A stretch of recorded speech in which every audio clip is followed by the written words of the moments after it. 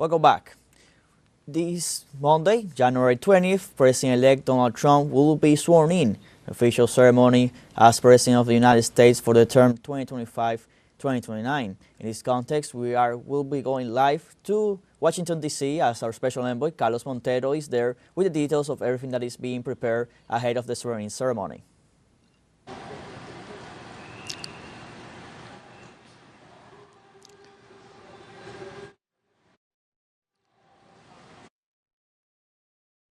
Hi, Luis. Good afternoon. At this time, President-elect Trump and his wife, Melania Trump, they are at the Arlington National Cemetery. They are in front of the tomb of the soldier unknown. After that, they are planning to go to a basketball stadium, arena, the way they call it here, the Capital One, where at 3 o'clock expecting it's going to be like a party celebration, because he's going to talk. There are going to be a lot of artists, celebrities, special guests, and it's something really important because 4 years ago, you remember how he left the White House, January 6th. It was a mess in the Congress, and that was the last time that the president-elect was in the Capitol talking to people. He's going to talk back today, very close to the same place that happened January 6th a few years ago. The weather's changing everything. It's really cold here. I would say it's like 32, 35 Fahrenheit degree. The plan was to do a big party tomorrow, the inauguration outside with a parade, with people celebrating on the street, but they have to change completely. The swearing ceremony is going to be inside of the Capitol, what is called the Rotunda. And then what's happening with people? They were expecting 200,000 people here in the Capitol. Those people, they are going to have to see the ceremony indoors. They have to, some of them in this arena, in the Capital One arena. It's not so big. It has a capacity for 20,000 people. But the truth, Luis, is that tomorrow is going to start a new era in the USA. The first day in office, Donald Trump is planning to sign 100 executive orders. Those executive orders are going to be from immigration to weather-related to economic, and of course it's going to be something we are all worried about. What's the one we know he's going to sign about?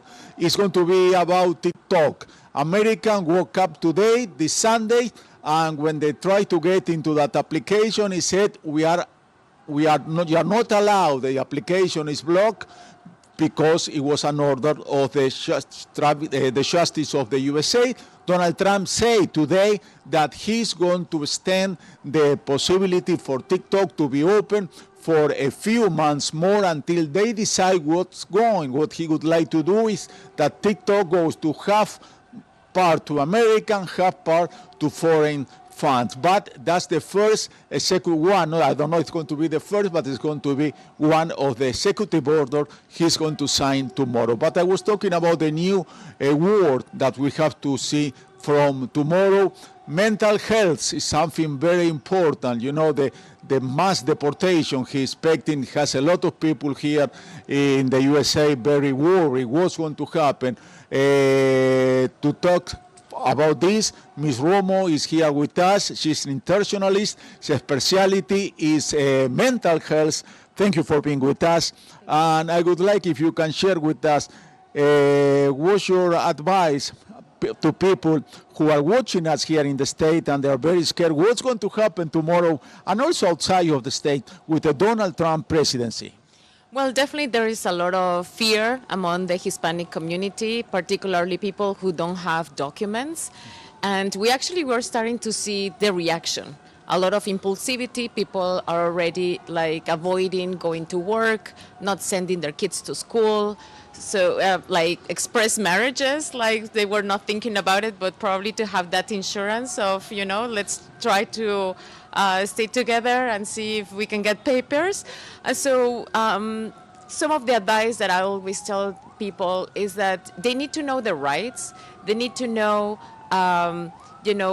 you are not supposed to, for example, say your immigration status to anybody unless there is like it comes from an authority.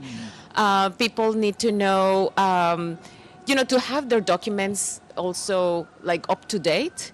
People need to check with an attorney, to a respectable lawyer. There's a lot of people right now who they are like sending misinformation and acting like they are lawyers, but they are not. So there is a lot of rumors. There is a lot of like, trying to trust somebody who probably is not the most respectable person or trustworthy.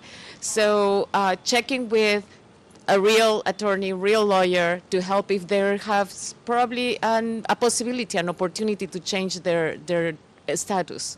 And this is going to start from I don't know, first day, but second day, the Washington Post, they has inside information that they are saying that on Tuesday, a day after of the swearing of Donald Trump, is going to be a lot of riots in Chicago. They're going to be looking for immigrants, and the city of Chicago today published an alert. Is saying what Gabriella is telling us, that you have to be careful, you have to be informed to know what are your rights, what you have to do. But it's a situation that absolutely, a lot of people are scared about this.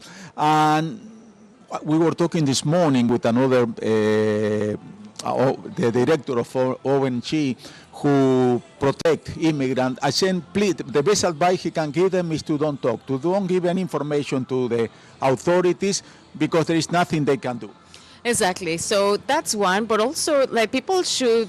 This is the moment in which they really have to show like excellent behavior, like respect traffic lights, the laws. Don't drink while you're under your influence. Don't drink when you are driving.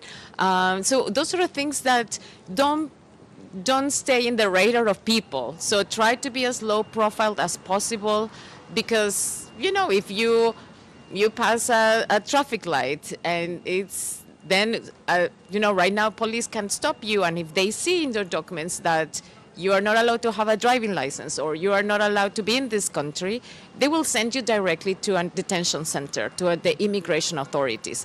And in detention centers, people stay there probably for months before they can be sent back to their countries. And that's another thing that people should know. People think like, oh, if I get deported, I go back immediately. You might be in this detention center for which is like a jail, basically, for months. How do you see this second chance that Donald Trump has at the White House? Some people call it Trump 2.0. What can we expect of him? It's a more empowered president with much more knowledge about how Washington works, the dynamic of politics, and also he really has much more power. You see the people he's surrounding with. They are not like the typical politician. These are like his friends, people who have supported him, and that follow an agenda, which is very much whatever president says. So I think that this is what we're going to see. We see that Trump has made very straightforward points of what it will look like these 4 years.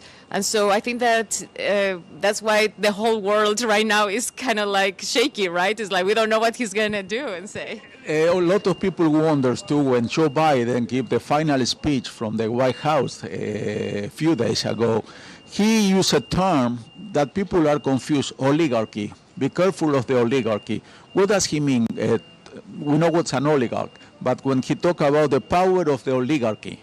Yeah, so the power of these super rich people who now will be in power as well. So before probably we'll have like this separation of the businessmen, these entrepreneurs, like no millionaires, billionaires, and now they'll have also the power from the government. So this is what we've seen in Russia, for example, and so we might expect to see that here in the United States as well. And you're going to see that tonight, in a few hours, 3 o'clock p.m. Eastern Time, that you are going to see Jeff Bezos, the owner of Amazon. You're going to see Elon Musk, who's been very close to Donald Trump, Mark Zuckerberg, the creator of Facebook. Those are people who are going to be close. And also, it's something we are going through a process. It's very interesting in the USA, what they call the Donald Trump nominated different cabinets. And it's never been a cabinet of people with so much money. They call it the cabinet of the millionaires. Is that good or bad for a country? I think it is dangerous. I think it is dangerous because when there's so much money behind, they might, set the agenda. And they may have a lot of power as well because, follow the money, right? That's the say of like, just follow the money and see the result. So I think that it might be dangerous because when you give billions to a person, they can misuse it. So that is going to be the power of the capital, the man, the one who has money is in power. And what's happened to normal people, and also what's happened to a country like this that's really so divided. Because, you have Kamala Harris lost the election, but it didn't lose for much. Even we have to recognize Donald Trump he has the two cameras of the Congress is in the Republican hands. The Supreme Court is in the members who are very conservative, but there are a lot of people who are against Trump. Yes, so we see that polarization, and we see that, people might not be quiet, right? Maybe when he was in the past, people were saying resist. That was like from the Democratic Party, and the Democrats were saying that let's just resist. But I think that this time things might be different. We don't know, but we see a polarization among the society of the United States with these important issues. So like immigration, the economy, how United States, the role that it has in the world, particularly with the wars that we're seeing in Gaza, and what he's saying about Greenland and Panama Canal, all those things. Yes. Sometimes they are so crazy that they sound funny sometimes. Gabriella Romo, thank you very much for this conversation. And Gabriella was talking about resistance. Yesterday, here in Washington, it was a protest. It wasn't absolutely as big as it was 4 years ago. There were around 5,000 people. Some people say maybe they are getting tired, maybe they think we are not going anywhere. But the reality is there are a lot of people who are scared of what's going to happen in the USA from tomorrow and what's going to be the relation that Trump is going to have with the region, with Latin America, with Mexico. Yesterday was a gala.